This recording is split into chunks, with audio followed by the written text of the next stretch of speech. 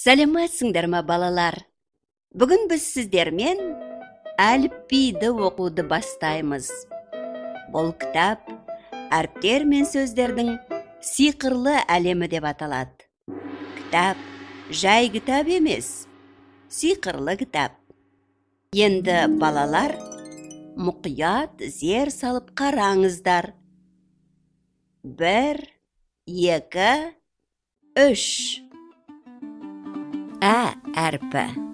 Ә әріпі. Әтеш. Әтеш. Әке. Әке.